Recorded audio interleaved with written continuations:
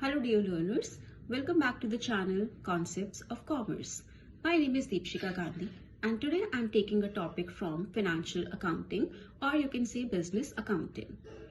The topic is accounting process, or you can say accounting cycle. So what is an accounting cycle?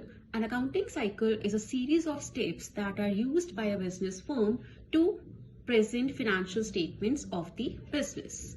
So it contains a number of steps starting from identification of transactions to closing the books of accounts. So as I just told you, the first step in accounting process or accounting cycle is identification of transactions in a company and then starting with the process.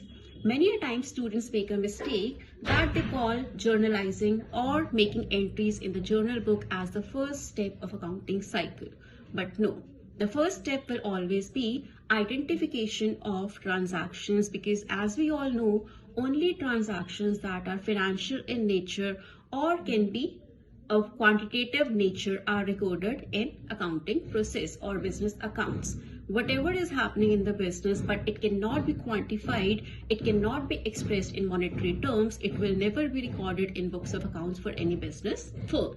So that is why we can say first step of accounting process is identification of monetary transactions happening in the business. After we have identified the monetary transactions, second step will be journalizing. That means posting the transactions into the journal books of the company. When we post entries to the journal books, we follow a chronological order. That means date-wise entries are made to the journal books of accounts. And while posting entries to the journal books, we adopt a double entry accounting system. Now, what is a double entry accounting system? It means every transaction will impact both the sides of the accounts, that is debit and credit. Many a times companies prefer cash-based system of recording the transactions, but some firms prefer to have accrual form of accounting in the business. After we have posted the entries to journal, then comes classifying the entries into similar accounts. For example, we have had 10 entries for sales.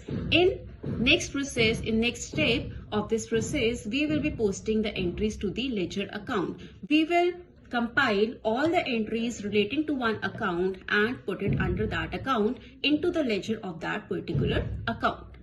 After posting the entries to ledger books comes preparation of unadjusted trial balance. Now, why do we call it as an unadjusted trial balance? Because this is the point where we can identify the mistakes that we have made so far. Because when we have posted the entries in journal books and when we classify into the ledger books, it can happen that we might have made certain mistakes.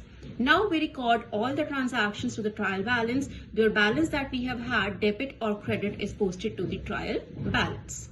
If the trial balance matches, that means there are high chances that we have not made any mistake as of now. But if the trial balance does not matches, there are high chances that we have made certain mistakes in the postings. So we can make the adjustment entries after that. That will be the next step after preparation of unadjusted trial balance. After we make the adjustments, entries to the trial balance, we come to preparation of financial statements that will consist of trading and profit and loss account for the business firm and the balance sheet. Here also the balances are posted. We take the accounts and we make the balance sheet of the firm. After we have made financial statements, last step will be closing the books of accounts.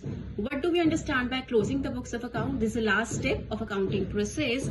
And here what we do, we transfer the profits or income that we have gained to the retained earnings of the company, that is a permanent account, so that no balance is carried forward to the next account, next year, next accounting period, and we close the books as of now. However, when we close the books of accounts, the accounting process does not stop, because we know that business is an ongoing process. Same is the case with accounting process or accounting cycle also. That is why the process has been given the name of a cycle also, because it keeps on repeating itself. When we close the books for one accounting period, we after that start with another accounting period as well, because after that next accounting period starts. So once we close the books for one accounting period, we again start with identification of transactions of next accounting period. That is why we can say accounting process is a continuing or a continuous process. It never stops because business keeps on running. So it happens with the accounting cycle also. I hope the concept is clear to everyone. If you have any doubt, please post in your comments. I will definitely reply to the comments that I'll get. And if you want me to post a particular topic, a topic that you want to see a video on, please write that too in the comment section. I'll definitely try to make a video on that in very next few days. So keep liking, keep viewing, keep subscribing to the channel. Thank you for watching. Have a nice day.